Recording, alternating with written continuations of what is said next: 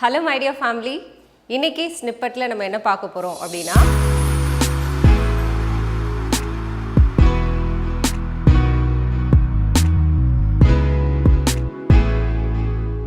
ஒரு 3 idioms நம்ம வந்து டிஸ்கஸ் பண்ண போறோம். கேக் அப்படிங்கற வேர்ட் யூஸ் பண்ணி வர்ற idioms, ஸ்வீட் ஆன idioms, அதோட மீனிங் என்ன, அத வந்து சென்டென்ஸ்ல எப்படி யூஸ் பண்றது அப்படின்றத இன்னைக்கு நம்மளோட lesson. If you are ready, let's get started. Stop learning, never stop growing, never stop seeking the brightest star. Number 1 in our list is, it is a piece of cake அப்படினு சொல்லுவாங்க. It's a piece of cake for me அப்படினு சொல்லுவாங்க. இதோட meaning என்ன அப்படினா something which is very easy to do. நமக்கு வந்து ரொம்ப ஈஸியா இது வரும், இது எனக்கு அவ்வளோ கஷ்டம் கிடையாது, எனக்கு வந்து இது ரொம்ப ஈஸி அப்படின்னு சொல்கிறதுக்கு பதிலாக நம்ம இந்த இடியம் யூஸ் பண்ணிக்கலாம். It's a piece of cake அப்படின்னு சொல்லலாம். For example, I have already completed my homework, it was a piece of cake அப்படின்னு சொல்லலாம். ஸோ என்னோடய ஹோம்ஒர்க்கை நான் வந்து ஏற்கனவே முடிச்சிட்டேன், அது ரொம்ப ஈஸியான ஒன்று அப்படின்னு சொல்கிறது. Skateboarding may be a piece of cake for you, but it's not for me அப்படின்னு சொல்கிறது. ஸ்கேட் போர்டிங் வந்து உனக்கு வேணால் அது ஈஸியாக இருக்கலாம், பட் எனக்கு அது வந்து அவ்வளோ ஈஸி கிடையாது அப்படின்னு சொல்கிறது. And also we can say cake walk. Cake walk அப்படின்ற இந்த இடியமும் வந்து which is similar to it's a piece of cake அப்படின்னு சொல்லுவோம் இல்லையா, அதுக்கு பதிலாக கேக் வாக் நம்ம யூஸ் பண்ணிக்கலாம்.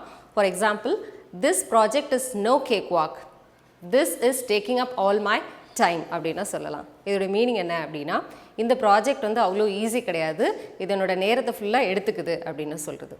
இதனோட நேரத்தை ஃபுல்லாக எடுத்துக்கிச்சு அப்படின்னு சொல்கிறதா இருந்தால், this has taken up all my time அப்படின்னு சொல்லலாம். Okay, let's see one more example.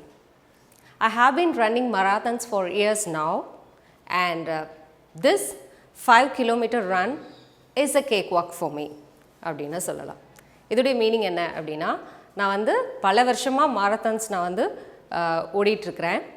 இந்த 5 கிலோமீட்டர் ஓட்டம்ன்றது இது ஒன்றும் எனக்கு ஒரு பெரிய விஷயம் கிடையாது, it's easy, it's a cake walk for me அப்படின்றதான் இந்த சென்டென்ஸோட meaning. Okay, the third இடியம் is selling like hot cakes அப்படின்னு சொல்லுவாங்க.